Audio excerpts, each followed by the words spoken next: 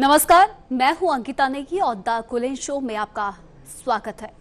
The कुलिन show में आज बात करेंगे डोनाल्ड ट्रंप और प्रशासन की, क्योंकि ईरान के खिलाफ अपने तथाकथित इकोनॉमिक ट्रे का ऐलान कर दिया है। अमेरिका का दावा यह है कि प्रतिबंध ईरान की अर्थव्यवस्था की उन तमाम नसों को दबाने के लिए है जिनके सहारे तेहरान अब तक दुनिया के साथ कारोबार करता आया है। लेकिन सवाल अब यह है कि क्या वाकई ईरान के खिलाफ अमेरिका का सबसे बड़ा इकोनॉमिक बम है, क्योंकि ईरान पिछले कई दशकों से अमेरिकी प्रतिबंधों का सामना कर रहा है और दावा है कि ये प्रतिबंध ईरान की अर्थव्यवस्था की उन तमाम नसों को दबाने के लिए है जिनके सहारे तेहरान अब तक दुनिया के साथ कारोबार करता आया है। लेकिन सवाल ये है, क्या ये वाकई ईरान के खिलाफ अमेरिका का सबसे बड़ा इकोनॉमिक बम है, क्योंकि ईरान पिछले कई दशकों से अमेरिकी प्रतिबंधों का सामना कर रहा है। चीन आज भी उसके तेल का बड़ा खरीदार है और ईरान ने प्रतिबंधों से बचने के लिए वैकल्पिक रास्तों का पूरा नेटवर्क तैयार कर रखा है। तो क्या ट्रंप का ये इकोनॉमिक डी-डे ईरान को झुकाने के लिए बजाय सिर्फ एक और प्रतिबंध पैकेज बनकर रह जाएगा? आज कुलीन शो में समझेंगे अमेरिका के इस इकोनॉमिक बम की पूरी कहानी। क्या है ट्रंप का प्लान? ईरान की कमजोरी क्या है? चीन अमेरिका के लिए सबसे बड़ी चुनौती क्यों है? और आखिर क्यों ये प्रतिबंध ईरान को झुकाने में नाकाम हो सकते हैं? चलिए शुरू करते हैं। ईरान पर अमेरिका का इकोनॉमिक डी-डे। क्या ट्रंप का आर्थिक बम सच में तेहरान को झुका पाएगा? सोमवार 24 अगस्त 2026 अमेरिका ने ईरान के खिलाफ एक ऐसी आर्थिक कार्रवाई का ऐलान किया जिसे ट्रंप प्रशासन ने नाम दिया है ऑपरेशन इकोनॉमिक आउटकास्ट। नाम बड़ा है, दावा उससे भी बड़ा है। अमेरिका कह रहा है कि अब ईरान की अर्थव्यवस्था को सिर्फ निशाना नहीं बनाया जाएगा, बल्कि उसके बचे हुए हर आर्थिक रास्ते को बंद किया जाएगा। अमेरिकी ट्रेजरी सेक्रेटरी स्कॉट बेसेंट के मुताबिक लक्ष्य है ईरान की उन सभी आर्थिक जीवन रेखाओं को काट देना जिनके जरिए तेहरान दुनिया से पैसा, तेल, तकनीक और व्यापार हासिल कर रहा है। करीब 60 संस्थाओं, व्यक्तियों और जहाजों पर कार्रवाई की गई है। अमेरिका ने 5 प्रमुख क्षेत्रों को निशाना बनाया है: digital assets, technology, gold aviation और शिपिंग।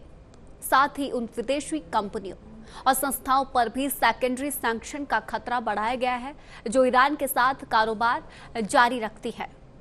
तो सवाल है, क्या अमेरिका ने ईरान के खिलाफ अपना सबसे बड़ा आर्थिक हथियार चला दिया है, या फिर ये एक ऐसा आर्थिक बम है जिसकी आवाज बहुत बड़ी है लेकिन जिसका असर उतना बड़ा नहीं होगा?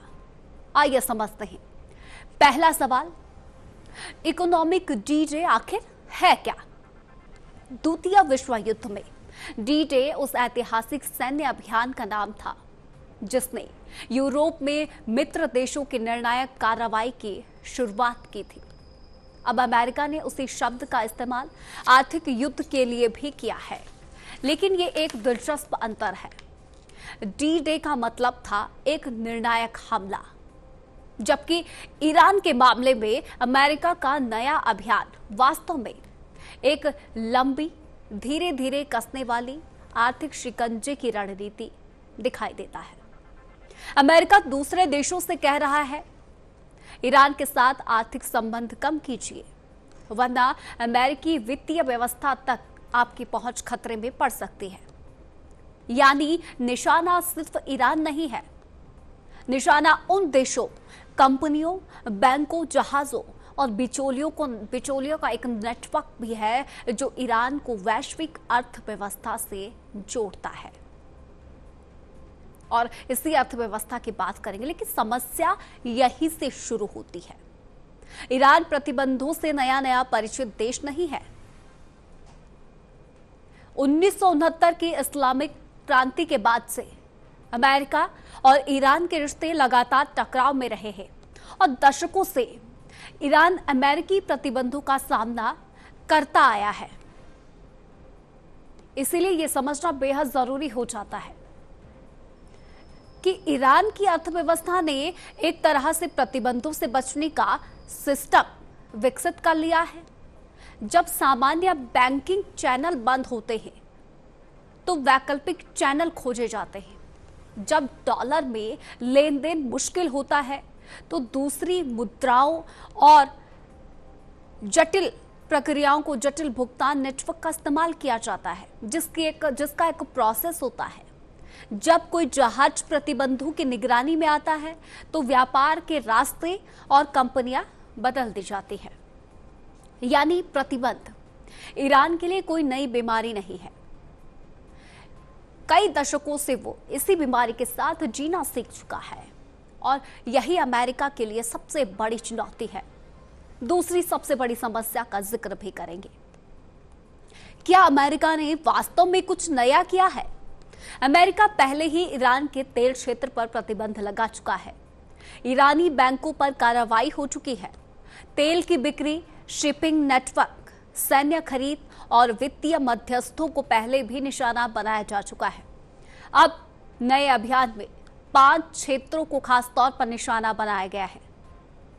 पहला है डिजिटल एसेट्स, दूसरा है टेक्नोलॉजी, गोल्ड, एविएशन और शिपिंग। इसीलिए आलोचकों का सवाल है, अगर पुराने आर्थिक दरवाजे पहले ही बंद किए जा चुके हैं तो नया दरवाजा कौन सा बंद किया गया है?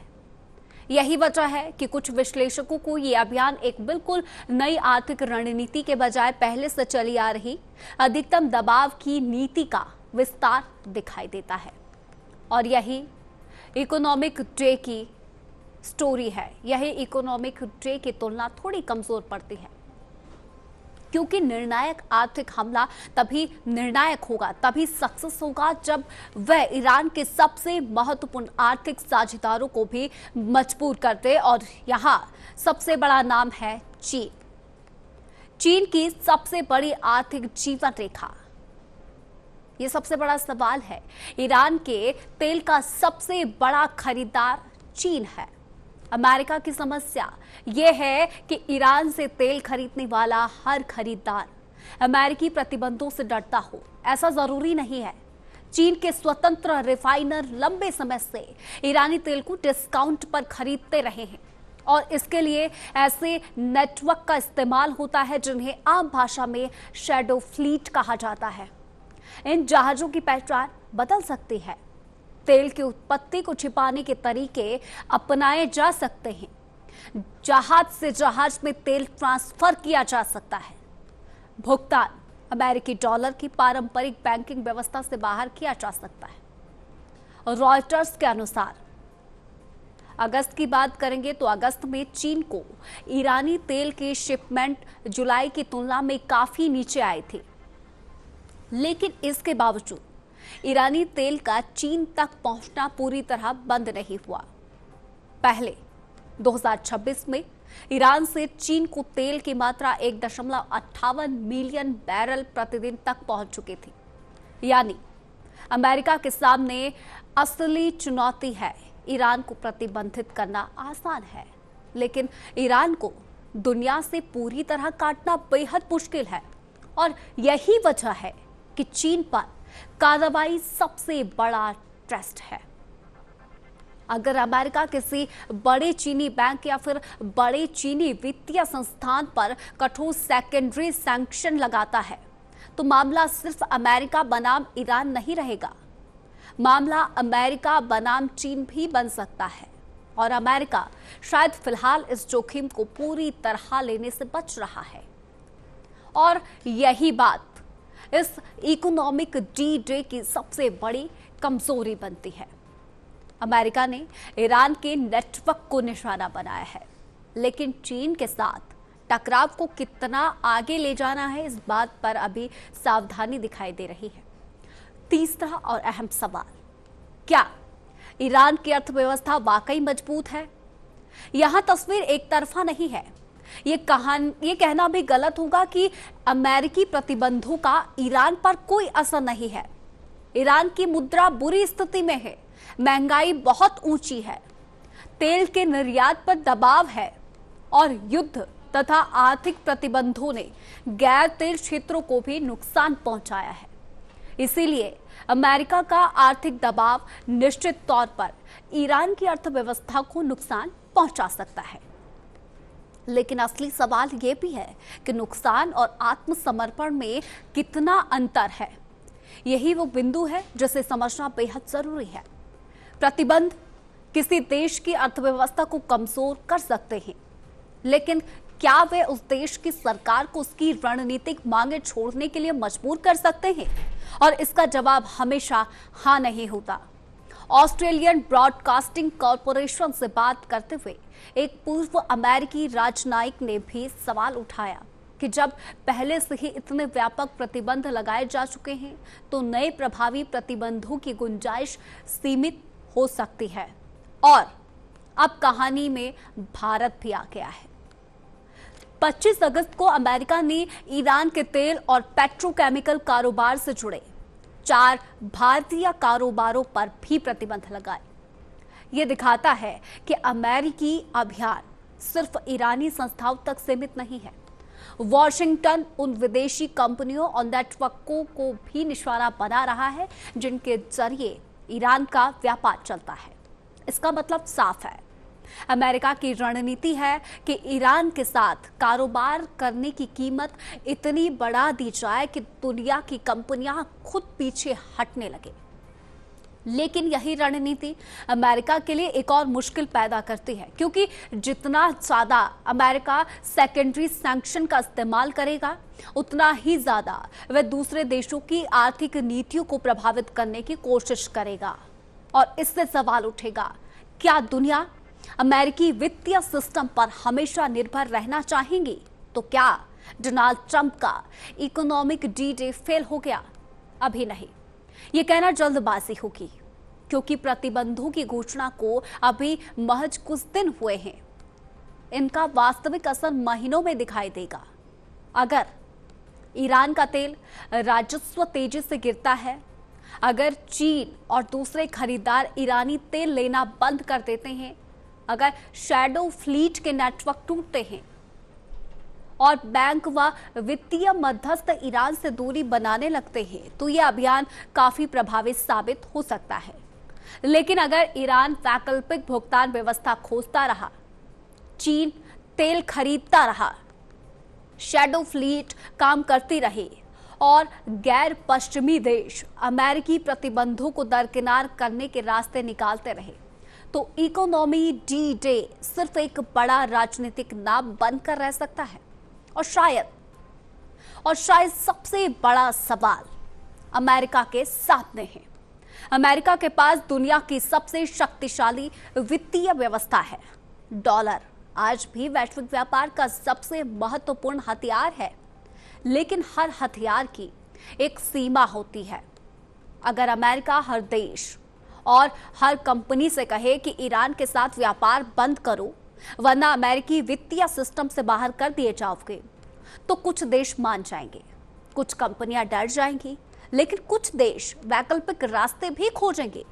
और यही लंबी अवधि में दुनिया को एक ऐसी आर्थिक व्यवस्था की ओर धकेल सकता है जहां व्यापार के लिए अमेरिकी वित्तीय सिस्टम पर निर्भरता कम करने की कोशिश बढ़े। इसीलिए ईरान के खिलाफ यह लड़ाई सिर्फ ईरान की अर्थव्यवस्था नहीं है, ईरान की अर्थव्यवस्था की लड़ाई नहीं है, ये डॉलर की ताकत की भी परीक्षा है। आखिर में तस्वीर क्या बनती है? अमेरिका ने ईरान के खिलाफ एक बड़ा आर्थिक अभियान शुरू किया है। इसमें नए सेक्टर, नए नेटवर्क और सेकेंडरी सैंक्शन का बड़ा खतरा शामिल है। लेकिन इसकी सबसे बड़ी परीक्षा अभी बाकी है, क्योंकि ईरान अकेला नहीं है। उसके पास चीन जैसे बड़े आर्थिक साझेदार है, उसके पास दशकों का प्रतिबंध झेलने का अनुभव है, उसके पास वैकल्पिक व्यापार नेटवर्क है और उसके सामने अमेरिका भी एक दुविधा में है। ईरान पर इतना दबाव कैसे बनाया जाए कि तेहरान झुके, लेकिन इतना नहीं कि चीन और दूसरे बड़े देश सीधे टकराव में आ जाए। ये इस इकोनॉमिक डी डे की असली कहानी है। और यहीं पर क्योंकि आर्थिक युद्ध में बम गिरने की आवाज नहीं आती, यहां लड़ाई जहाजों, बैंकों, तेल के कार्गो, भुगतान नेटवर्क, डिजिटल एसेट्स और डॉलर की ताकत के जरिए लड़ी जाती है। और फिलहाल सवाल ये नहीं है कि अमेरिका ने आर्थिक बम गिरा दिया है या नहीं, सवाल ये है क्या वो बम ईरान की अर्थव्यवस्था को इतना नुकसान पहुंचाएगा कि तेहरान झुक जाए, या फिर ईरान एक बार फिर प्रतिबंधों के बीच जीने का रास्ता खोज लेगा। आने वाले महीने इस सवाल का जवाब देंगे और शायद तब पता चलेगा कि अमेरिका का इकोनॉमिक डी डे वास्तव में ईरान के लिए निर्णायक हमला था या सिर्फ एक और आर्थिक चेतावनी। ट्रंप का इकोनॉमिक डी डे खतरनाक साबित हो सकता है, लेकिन इस पर है कि क्या ईरान के प्रतिबंध पर झुकेगा। द कूलिंग शो में आज हम अगली खबर का रुख करेंगे। अमेरिका और कनाडा के नए झगड़े को लेकर अमेरिकी राष्ट्रपति डोनाल्ड ट्रंप ने कनाडा से आने वाले कई सामानों पर कम से कम 50% तक के भारी भरकम टैरिफ लागू कर दिए हैं। और अब इसके बाद दोनों देशों के बीच तू मैं और तेज हो गई है। द कूलिंग शो में आज हम समझेंगे इस पूरी कहानी को, क्योंकि ट्रंप ने कनाडा की कारों, ट्रकों और ऑटो पार्ट्स पर टैरिफ को 50% तक बढ़ाने की भी धमकी दी है, जिसे 1 जनवरी 2027 से लागू करने की बात कही गई है। लेकिन ट्रंप के इस ऐलान से पहले ही कनाडा के ओंटारियो प्रांत के प्रीमियर डग फोर्ट ने भी अमेरिकी राष्ट्रपति पर बेहद तीखा हमला बोल दिया। डग फोर्ट प्रीमियर ओंटारियो यानी कि जो विवाद अब तक व्यापार और टैरिफ तक सीमित था, वो अब व्यक्तिगत बयानबाजी तक पहुंच चुका है। लेकिन इस पूरे राजनीतिक ड्रामे के पीछे एक बहुत बड़ी आर्थिक कहानी है। अमेरिका और कनाडा सिर्फ पड़ोसी देश नहीं है, बल्कि दोनों की अर्थव्यवस्थाएं एक दूसरे से बेहद गहराई से जुड़ी हुई हैं। दोनों देशों के बीच हर साल करीब 900 अरब डॉलर का व्यापार होता है। खासकर ऑटो इंडस्ट्री में दोनों देशों की सप्लाई चेन इस कदर जुड़ी हुई है कि एक देश का फैसला दूसरे देश की फैक्ट्री, वहां काम करने वाले मजदूर और आखिर में आम ग्राहक की जेब तक पहुंच सकता है। और यही वजह है कि सवाल सिर्फ ये नहीं है कि ट्रंप कनाडा पर कितना टैरिफ लगाएंगे। असली सवाल ये है कि इस ट्रेड वॉर की कीमत अमेरिका को खुद कितनी चुकानी पड़ेगी। दरअसल अमेरिका और कनाडा के बीच व्यापारिक तनाव कोई नई बात नहीं है, लेकिन अब ट्रंप प्रशासन ने कनाडाई सामानों पर भारी टैरिफ लागू कर दबाव बढ़ा दिया है। इसके साथ ही ऑटो सेक्टर पर 50% तक के नए टैरिफ की चेतावनी ने अब चिंता और भी बढ़ा दी है। ट्रंप की रणनीति ये बिल्कुल साफ है कि कनाडा से आने वाले सामान को महंगा करो ताकि कंपनियां अमेरिका में उत्पादन बढ़ाने के लिए मजबूर हो। लेकिन यहां सबसे बड़ी मुश्किल ऑटो इंडस्ट्री में है, क्योंकि अमेरिका और कनाडा की ऑटो इंडस्ट्री अलग अलग नहीं बल्कि एक ही है। इंटीग्रेटेड सप्लाई चेन ये एक काम करती है और एक कार का कोई पार्ट कनाडा में बनता है, अमेरिका की फैक्ट्री में पहुंचता है, वहां दूसरे पार्ट के साथ जुड़ता है और फिर तैयार वाहन दोबारा सीमा पार कर सकता है। यानी बॉर्डर इस इंडस्ट्री के लिए रुकावट नहीं बल्कि उत्पादन प्रक्रिया का हिस्सा बन चुका है। ऐसे में अगर किसी पार्ट पर 50% टैरिफ लगता है तो उसकी कीमत बढ़ेगी, अमेरिकी फैक्ट्री की उत्पादन लागत बढ़ेगी और कंपनी के सामने 2 विकल्प होंगे, या तो बड़ी हुई लागत खुद सहे या फिर उसकी कीमत ग्राहकों से वसूले। मतलब जिस नीति का मकसद अमेरिकी मैन्युफैक्चरिंग को मजबूत करना है, उसका असर अमेरिकी ग्राहकों के लिए महंगी कारों और महंगे ऑटो पार्ट्स के रूप में भी सामने आ सकता है। और मामला सिर्फ कीमतों तक सीमित नहीं है।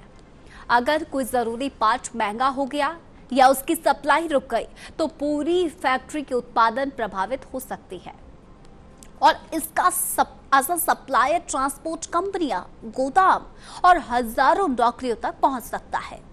ओंटारियो से लेकर अमेरिका के मिशिगन जैसे ऑटो हब तक लाखों लोग इस इंडस्ट्री से जुड़े हुए हैं। यानी अगर ट्रेड वॉर बढ़ता है तो सिर्फ कनाडा को नुकसान नहीं होगा, अमेरिकी कंपनियों और अमेरिकी वर्कर्स को भी इसकी कीमत चुकानी पड़ेगी। और कनाडा ने भी यह साफ कर दिया है कि वो चुप नहीं बैठेगा। कनाडा के प्रधानमंत्री मार्क कार्नी ने अमेरिका के खिलाफ जवाबी टैरिफ लगाने का ऐलान किया है, जो 8 सितंबर 2026 से लागू होने हैं। यानी अमेरिका कनाडाई सामान को महंगा करेगा और कनाडा अमेरिकी सामान को। यही ट्रेड वॉर का सबसे खतरनाक चक्र है। एक देश टैरिफ लगाता है, दूसरा जवाब देता है और फिर दोनों तरफ लागत बढ़ती जाती है। लेकिन इस पूरे विवाद में डग फॉर्ड की भूमिका भी बेहद महत्वपूर्ण है। ओंटारियो कनाडा का सबसे बड़ा औद्योगिक और ऑटोमोटिव केंद्र है, इसलिए फोर्ड जानते हैं कि अमेरिकी टैरिफ का असर कनाडा के ऑटो सेक्टर पर कितना बड़ा हो सकता है। यही वजह है कि उन्होंने ट्रंप को लूजर तक कह दिया और उनके व्यवहार की तुलना एक स्कूल बुली से की है। हालांकि अगले ही दिन उनका रुख कुछ नरम दिखाई दिया और उन्होंने कहा कि दोनों देशों को व्यक्तिगत विवाद से आगे बढ़कर बातचीत की मेज पर लौटना चाहिए। और शायद यही इस पूरी कहानी की सबसे महत्वपूर्ण बात है, क्योंकि अमेरिका और कनाडा एक दूसरे से पूरी तरह अलग नहीं हो सकते। अमेरिका को कनाडा से ऊर्जा, स्टील, ऑटो पार्ट्स और कई जरूरी औद्योगिक सामान मिलते हैं। यही कनाडा की अर्थव्यवस्था अमेरिकी बाजार पर काफी निर्भर है और इसीलिए दोनों देशों के पास एक दूसरे पर दबाव बनाने की ताकत जरूर है, लेकिन एक दूसरे से पूरी तरह अलग होने की कीमत भी बहुत ज्यादा है। अब सवाल है, क्या ये विवाद 1 जनवरी 2027 तक एक फुल स्केल ट्रेड वॉर में बदल जाएगा? इसका जवाब अभी साफ नहीं है। आने वाले महीनों में दोनों देशों के बीच बातचीत की गुंजाइश बनी हुई है। अगर समझौता हो जाता है तो टैरिफ कम किए जा सकते हैं, लेकिन अगर बातचीत नाकाम होती है और ऑटो सेक्टर पर 50% तक के नए टैरिफ लागू होते हैं तो अमेरिका और कनाडा दोनों के लिए स्थिति काफी मुश्किल हो सकती है, क्योंकि ट्रेड वॉर में अक्सर कोई एक पक्ष पूरी तरह नहीं जीतता। अमेरिका कनाडा पर दबाव जरूर बना सकता है, कनाडा जवाबी टैरिफ जरूर लगा सकता है, लेकिन अगर दोनों देश अपनी ही जुड़ी हुई सप्लाई चेन को नुकसान पहुंचाते हैं तो उसकी कीमत आखिरकार कंपनियां, मजदूरों और आम लोगों को चुकानी पड़ेगी। इसीलिए अब असली सवाल ये नहीं है कि ट्रंप कनाडा को कितना झुका पाएंगे। असली सवाल यह है कि क्या अमेरिका और कनाडा अपने ही आर्थिक रिश्ते को इतना नुकसान पहुंचा देंगे कि अंत में दोनों को वापस बातचीत की मेज पर आना पड़े। फिलहाल 8 सितंबर 2026 से कनाडा की जवाबी कार्रवाई और 1 जनवरी 2027 से प्रस्तावित नए ऑटो टैरिफ की तारीख सामने है। अब आने वाले महीने ये तय करेंगे कि ये सिर्फ एक और राजनीतिक दबाव की रणनीति है या फिर अमेरिका और कनाडा के बीच एक लंबी ट्रेड वॉर की शुरुआत। तो ट्रंप का कनाडा पर यह टैरिफ वॉर शुरू हो चुका है। ऑटो सप्लाई चेन पर भी संकट मंडराने लगा और अब द कुलिन शो में अगली खबर है चीन की उस नई सैन्य क्षमता को लेकर जिसने अमेरिका की चिंता बढ़ा दी है। चीन ऐसी हाइपरसोनिक तकनीक विकसित करने की दिशा में आगे बढ़ रहा है जो सिर्फ जमीन या समुद्र पर मौजूद ठिकानों को निशाना बनाने तक सीमित नहीं है, बल्कि हवा में उड़ते हुए दुश्मन के विमान को भी निशाना बना सकती है। यानी अमेरिका के वे विमान भी अब खतरे के दायरे में आ सकते हैं, जो आमतौर पर युद्ध क्षेत्र से हजारों किलोमीटर दूर रहकर पूरे सैन्य अभियान को संचालित और सहायता प्रदान करते हैं। इनमें अमेरिका के निगरानी विमान, हवा में ईंधन भरने वाले विमान और उसका अत्यंत महत्वपूर्ण E-4V नाइट वॉच विमान भी शामिल है। अगर चीन की ये क्षमता वास्तव में उतनी प्रभावी साबित होती है जितने दावे किए जा रहे हैं, तो ये अमेरिका और चीन के बीच चल रही सैन्य प्रतिस्पर्धा को एक नए स्तर पर ले जा सकती है। दरअसल इस पूरी कहानी के केंद्र में है हाइपरसोनिक ग्लाइड व्हीकल, यानी ऐसा हथियार जो ध्वनि की गति से कई गुना अधिक गति से उड़ सकता है और वायुमंडल में प्रवेश करने के बाद अपनी दिशा और ऊंचाई में बदलाव करते हुए लक्ष्य की ओर बढ़ सकता है। पारंपरिक बैलिस्टिक मिसाइलों की तुलना में इसका रास्ता अनुमान लगाना अधिक कठिन हो सकता है। यही वजह है कि ऐसी मिसाइलों को रोकना वायु रक्षा प्रणालियों के लिए बड़ी चुनौती माना जाता है। चीन पहले ही DF-17 जैसी मिसाइलों के जरिए हाइपरसोनिक ग्लाइड तकनीक को सैन्य क्षमता में शामिल कर चुका है। अब जिस क्षमता की चर्चा हो रही है वह इसे और खतरनाक बना सकती है। दावा यह है कि हाइपरसोनिक ग्लाइड वाहन हवा में रहते हुए हवा से हवा में मार करने वाली मिसाइलें भी दाग सकता है। अगर ये क्षमता बड़े पैमाने पर सफल होती है तो ये दुनिया की सैन्य रणनीति में एक महत्वपूर्ण बदलाव होगा।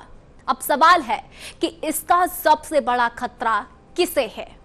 अमेरिका के उन विमानों को जो सीधे युद्ध के मैदान में लड़ाई नहीं करती, लेकिन पूरे हवाई अभियान को चलाने में बेहद महत्वपूर्ण भूमिका निभाते हैं। उदाहरण के लिए AWACS विमान दूर से दुश्मनों के विमानों और मिसाइलों पर नजर रखते हैं। हवा में ईंधन भरने वाले विमान अमेरिकी लड़ाकू विमानों को लंबी दूरी तक अभियान चलाने में मदद करते हैं। वहीं E-4V नाइट वॉच जैसे विमान संकट की स्थिति में अमेरिका की महत्वपूर्ण सैन्य कमान और संचार व्यवस्था के लिए बेहद अहम है। अब अगर ऐसे विमानों को हजारों किलोमीटर दूर से निशाना बनाने की क्षमता विकसित हो जाती है तो अमेरिकी सेना के लिए समस्या बहुत बड़ी हो सकती है, क्योंकि लड़ाकू विमान भले ही शक्तिशाली हो, लेकिन उन्हें ईंधन देने वाला विमान अगर पीछे हटने पर मजबूर हो जाए, निगरानी विमान को सुरक्षित दूरी पर ले जाना पड़े या सैन्य कमान के विमान लगातार खतरे में रहे, तो पूरे हवाई अभियान की क्षमता प्रभावित हो सकती है। यही वजह है कि चीन की बढ़ती मिसाइल क्षमता और इस क्षमता को लेकर अमेरिका की चिंता सिर्फ एक मिसाइल तक सीमित नहीं है।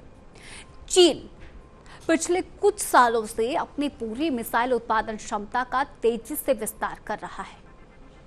अमेरिकी आंकलनों और उपग्रह तस्वीरों पर आधारित रिपोर्टों के अनुसार चीन से जुड़ी 136 महत्वपूर्ण मिसाइल और रॉकेट केंद्रों की पहचान की गई है। इनमें मिसाइल बनाने वाली फैक्ट्रियां, अनुसंधान केंद्र और परीक्षण स्थल शामिल है। रिपोर्ट के मुताबिक वर्ष 2020 के बाद इनमें से 60% से अधिक केंद्रों का बड़े पैमाने पर विस्तार किया गया है। इस विस्तार का अंदाजा इसी बात से लगाया जा सकता है कि इन केंद्रों में करीब 2 करोड़ 10 लाख वर्ग फुट अतिरिक्त क्षेत्र विकसित किया गया है। यानी सिर्फ चीन नई मिसाइलें नहीं बना रहा, बल्कि भविष्य में जरूरत पड़ने पर बड़े पैमाने पर मिसाइलों का उत्पादन करने की क्षमता भी तैयार कर रहा है। अब बात चीन के मिसाइल भंडार की करें तो अमेरिकी रक्षा विभाग के आकलन के अनुसार चीन के पास 3150 से अधिक बैलिस्टिक मिसाइलें हैं। इसके अलावा उसके पास बड़ी संख्या में क्रूज मिसाइलें भी शामिल हैं। इनमें जमीन से छोड़े जाने वाली, समुद्र से छोड़े जाने वाली और विमान से छोड़े जाने वाले मिसाइलें शामिल हैं। यानी चीन के पास अलग अलग दूरी और अलग अलग लक्ष्यों के लिए मिसाइलों का एक बहुत बड़ा विविध भंडार मौजूद है। और इनमें बात करेंगे आज की तमाम बड़ी खबरें एक ही तस्वीर दिखाती है। अमेरिका अपनी आर्थिक और सैन्य ताकत के दम पर दुनिया के दबाव बनाने की कोशिश कर रहा है, दुनिया में अपना दबदबा बनाने की कोशिश कर रहा है, लेकिन हर मोर्चे पर उसे चुनौती मिल रही है। ईरान के खिलाफ ट्रंप का इकोनॉमिक टी-डे हो या कनाडा पर भारी टैरिफ, सवाल यही है कि अमेरिकी दबाव कितना असरदार साबित होगा। वहीं चीन की बढ़ती हाइपरसोनिक और मिसाइल क्षमता ये संकेत दे रही है कि सैन्य ताकत का संतुलन भी अब तेजी से बदल रहा है। ईरान प्रतिबंधों के बीच वैकल्पिक रास्ते खोज चुका है। कनाडा जवाबी कार्रवाई की तैयारी में है और चीन अमेरिका की सैन्य रणनीति को चुनौती दे रहा है। यानी दबाव बढ़ाने की अमेरिकी रणनीति के सामने दुनिया के अलग अलग मोर्चों पर प्रतिरोध भी बढ़ रहा है। आने वाला वक्त बताएगा कि अमेरिका अपनी ताकत से इन चुनौतियों को झुका पाएगा या फिर यह आर्थिक और सैन्य टकराव खुद अमेरिका के लिए नई मुश्किलें खड़ी करेंगे। और इसी तरह वैश्विक खबरों के लिए आप देखते रहे द खुलेन शो। अंकिता नेगी के साथ नमस्कार।